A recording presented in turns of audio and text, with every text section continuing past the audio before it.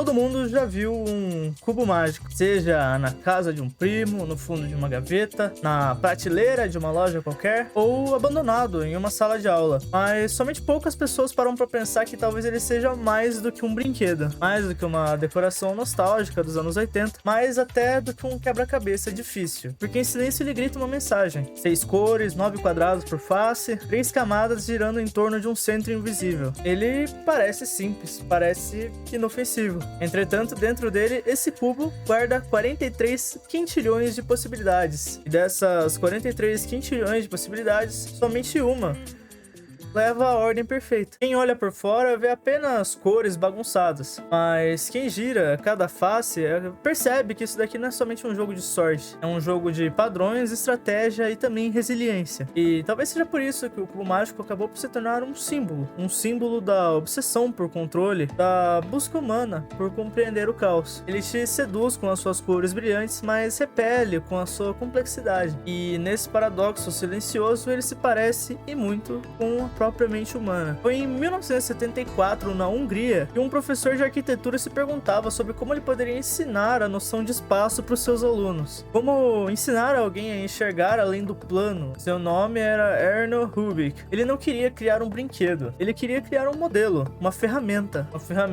que ele conseguisse mostrar como as formas se movem, como se transformam e como o espaço se dobra nas 3 dimensões. A primeira versão do cubo era de madeira, meio tosca, frágil, mas ainda assim já continha o gene daquilo que iria se tornar um dos objetos mais vendidos do planeta. Rubik levou um mês para poder resolver o seu próprio cubo, e não porque ele era burro, mas sim porque ele tinha acabado de inventar um paradoxo, um objeto que só se revela quando se aceita que não dá para você voltar pelo mesmo caminho. Cada giro desse pequeno objeto cria uma nova realidade, e cada realidade exige um novo raciocínio por consequência. Em 1980, o cubo foi lançado internacionalmente e o mundo estava preparado para seu próximo vício. Na prateleira das casas parecia um humilde brinquedo, enquanto nas mãos de quem tentava o resolver era um labirinto sem mapa. No fundo, era uma pergunta: você é capaz de colocar o mundo em ordem? Mas o mais curioso é que, ao embaralhar o cubo, Rubik não queria esconder a solução. Ele queria mostrar que a ordem é construída passo a passo, virando, testando e errando. E, ironicamente, o cubo mais bagunçado é também aquele que ainda não começou a ser resolvido.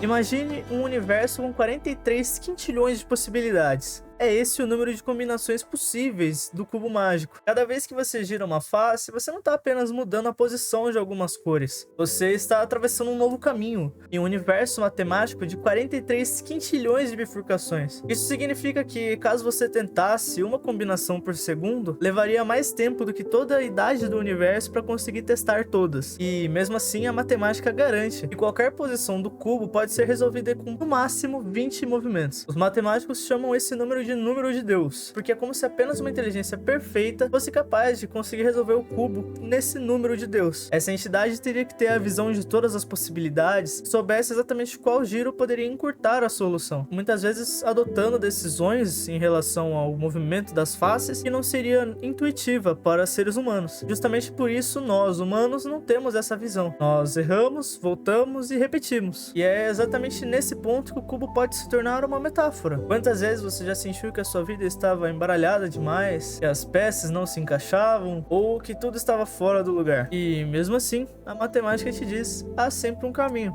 há sempre uma solução. Pode ser que essa solução leve somente 20 passos ou então 2.000 tentativas, mas há uma lógica por trás do caos, há um plano invisível por trás do caos aparente. Resolver o cubo é descobrir a simetria escondida no embaralho, é olhar o impossível e buscar sempre chegar lá e resolvê-lo. A primeira camada é fácil, ou ao menos ela parece. Você olha, testa, gira e acerta sem nem saber como. E de repente lá está ela, uma face inteira com a mesma cor. É nesse momento que muitos acreditam que já dominaram o cubo. Mas o cubo, ele é um mestre disfarçado. Ele te dá uma vitória inicial somente para testar a sua vaidade. Porque a segunda camada, ela te obriga a desfazer tudo que você fez na primeira. Resolver o cubo não é sobre decorar fórmulas, mas sim sobre entender padrões. Aprender a respeitar a sequência certa, aprender a fazer o movimento certo na hora errada, porque somente assim ele irá funcionar na hora certa. E bem, Isso tem um nome: algoritmos. Um algoritmo é uma receita, uma dança precisa entre os dedos e a mente. Cada passo afeta o próximo, cada erro afeta o todo. E assim como no cubo, na vida também. Nem toda decisão correta vai te trazer um resultado imediato. Às vezes é preciso desfazer para poder avançar. Desorganizar agora para poder reorganizar melhor depois. Resolver o cubo é um exercício de paciência metódica, de aceitar que você vai se perder centenas de vezes até começar a se perder de maneira produtiva. E então, um dia você fez o último giro e todas as peças, todas as cores, todas as faces estão no lugar certo. Mas aquilo não foi sorte, foi repetição, foi falha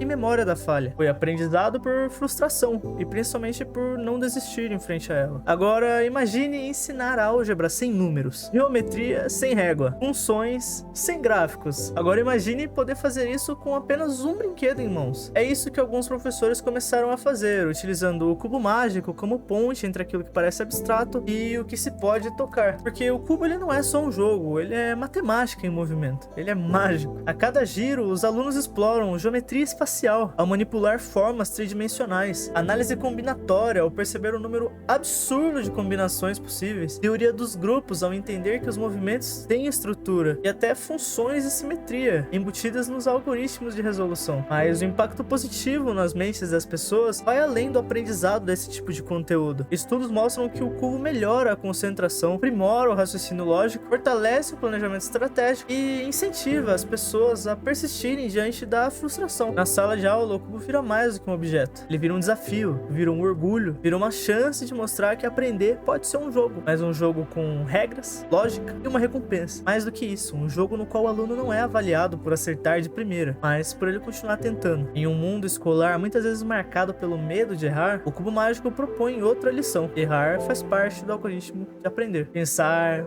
de verdade, um ato solitário. Nem sempre é bonito, nem sempre é produtivo, a maioria das vezes é embaralhado. A mente humana ela não é uma equação, ela é um mágico mal resolvido, cheio de ângulos escondidos, atalhos que levam ao erro e repetições que te cansam de verdade. E talvez seja por isso que muita gente desiste de pensar por si próprio, porque pensar dá trabalho, dói e embaraça, e pensar diferente te isola.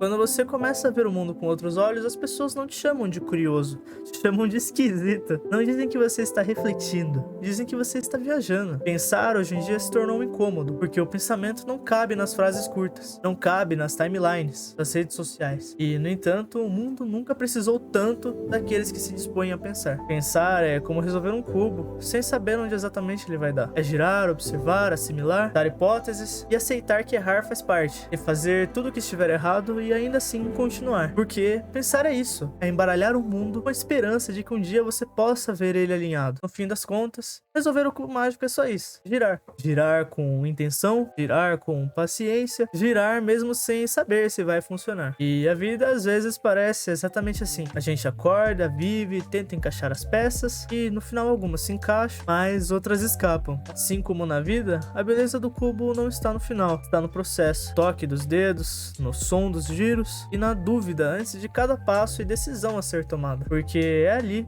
no giro e não na ordem final, que se encontra o aprendizado. A vida também se resolve assim, giro por giro, erro por erro, camada por camada. E ainda que tudo pareça embaralhado agora, confie. Há uma lógica no caos, há um padrão escondido e sempre há uma face para poder girar.